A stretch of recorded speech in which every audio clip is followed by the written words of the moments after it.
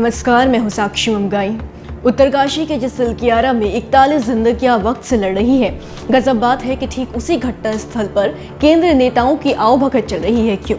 अरे जिस स्थान में फंसा मजदूर बचने की आस खो रहा है, वहां मान्यों का आलीशान स्वागत हो रहा है। किस लिए? ऐसा तो नहीं है आगमन ने श्रमिकों को बचा लिया, तो फिर किस खुशी में नेता के लिए रेड कारपेट सजा लिया? क्या आदत चकाचौंध ने इंसानियत को इस कदर रौंद दिया है कि दिखावट का सामान संकट के स्थान पर भी नेताओं से छोड़ा नहीं जा रहा?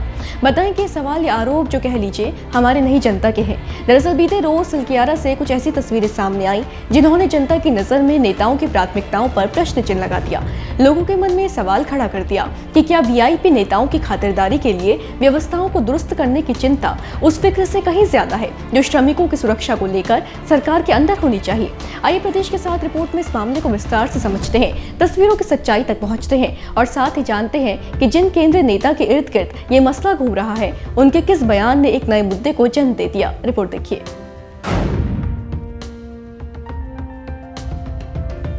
उत्तरकाशी टनल हादसे को आज 9 दिन बीत गए हैं। सुरंग में फंसे 41 मजदूरों को अब तक बाहर नहीं निकाला जा सका। सुरंग के अंदर की स्थिति के कारण रेस्क्यू ऑपरेशन में दिक्कतें आ रही हैं, जिस वजह से 5 से 6 बचाव विकल्पों पर काम चलाने की योजना है।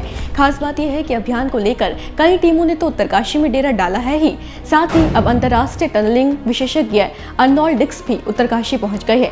अर्नोल्ड डिक्स की एक वीडियो भी सामने आई है जिसमें श्रमिकों को बचाने के अभियान में जुड़ने से पहले डिक्स उस मंदिर के सामने माथा टेकते दिख रहे हैं जिस मंदिर की शनिवार को पुनः स्थापना हुई है। मंदिर का सिलकियारा सुरंग से क्या संबंध है, जिन्हें मालूम नहीं है वो देवभूमि की शनिवार की रिपोर्ट देख सकते हैं। खैर, गौर कीजिए कि जहां अर्नोल्ड डिक्स की वीडियो लोगों का दिल जीत रही है, तो वहीं रविवार को सिलकियारा पहुंचे नितिन गडकरी के दौरे से जुड़ी कुछ तस्वीरें लोगों को परेशान कर रही है। क्यों? आइए जानते हैं।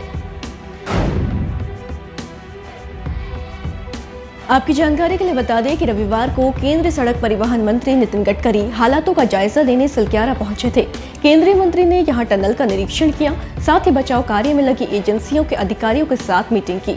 अब हुआ ये है कि नितिन गडकरी के इस दौरे के दौरान की कुछ तस्वीरें सामने आई है, जिसमें मंत्री के आने पर घटनास्थल पर रेड कारपेट लाया और बिछाया जा रहा है। सोशल मीडिया पर इन तस्वीरों के मायने सरकार और केंद्रीय मंत्री के पक्ष में नहीं निकाले जा रहे। तस्वीरें देख जनता इस निष्कर्ष पर पहुंच गई है कि तनावपूर्ण स्थिति में भी वीआईपी नेताओं का भव्य स्वागत श्रमिकों की जान और परिजनों की भावनाओं से अधिक महत्वपूर्ण हो गया है।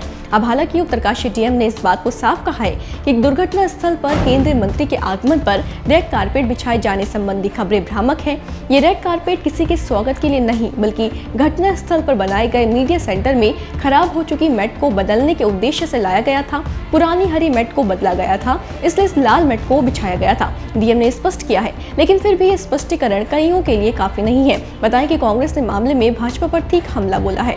निश्चित ही ये चाटुकारिता की पराकाष्ठा है। यहाँ के अधिकारी कर्मचारियों का ध्यान केवल और केवल मंत्री और सीनियर्स को खुश करने का है। डीएम ये बताएं कि 5 दिन तक वहाँ क्यों नहीं गए थे? एडीएम संभाल रहे थे मोर्चा, डीएम को खुद वहाँ बने होना चाहिए था, लेकिन डीएम को लाल कारपेट बिछा के मंत्री जी को खुश करना ज़्यादा आसान है वो लग रहा था। और ये निश्चित ही दुखद है, जहाँ लोगों की जान खतरे में है वहाँ मुख्यमंत्री और मंत्री के लिए रेड कारपेट बिछाया जा रहा था, जो निश्चित ही निंदनीय है। जिलाधिकारी उत्तरकाशी ने कहा है कि रेड कारपेट बिछाने का कोई ऐसा नहीं हुआ है, उनका बयान भी इस पर आया है। तो मुझे लगता है कि इस प्रकार के भ्रामक बयान, ऐसा भ्रामक प्रचार नहीं किया जाना चाहिए। तो कांग्रेस हमलावर है, लेकिन भाजपा भी जवाब दे चुकी है। हालांकि नितिन गडकरी के दौरे से जुड़ा सिर्फ ये एक मामला नहीं है जिसने सोशल मीडिया पर सिर उठाया है। एक सवाल ऐसा भी है जिससे खुद नितिन गडकरी ही भागते दिखे हैं।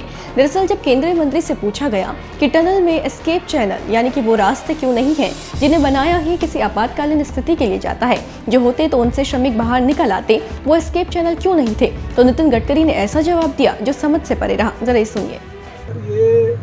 एस्केप टनल वाली बात जो होती है, इसको अलग से बात करिए। मैं इसका बहुत डिटेल में स्टडी कर चुका हूँ। और अभी हमने जम्मू कश्मीर में ये जो IL&FS ने टनल बनाया, इसी टनल जम्मू कश्मीर जेलपुर नहीं, दूसरी अभी जो इसका उद्घाटन प्रधानमंत्री ने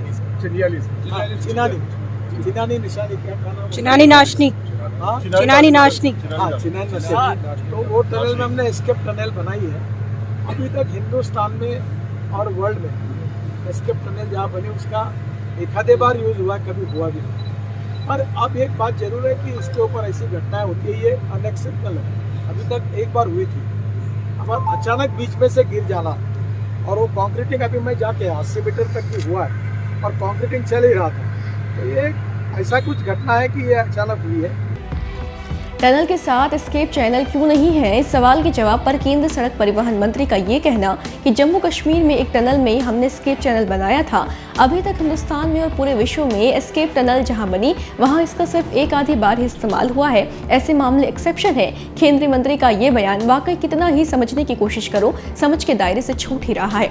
इस सवाल के घेरे में आ रहा है कि क्या सुरक्षा के इंतजाम सिर्फ तभी होंगे जब हादसे आम हो जाएंगे, कि श्रमिकों की जान इतनी सस्ती है कि उन्हें प्रयोग की भट्टी में डालने के बाद ही दुरुस्त व्यवस्थाओं के विरुद्ध में लिया जाएगा। अरे कि जब तक जिंदगी खतरे में नहीं पड़ेगी तब तक एहतियाती कदमों को यहाँ तवज्जो नहीं मिलेगी। गलती करके पछतावा करना और तभी सीखना क्या इतना जरूरी है? इन्हीं सवालों के साथ आज विदा लेते हैं, फिर हाजिर होंगे। बने रहें देवभूमि इनसाइडर के साथ। डाउनलोड करें देवभूमि इनसाइडर।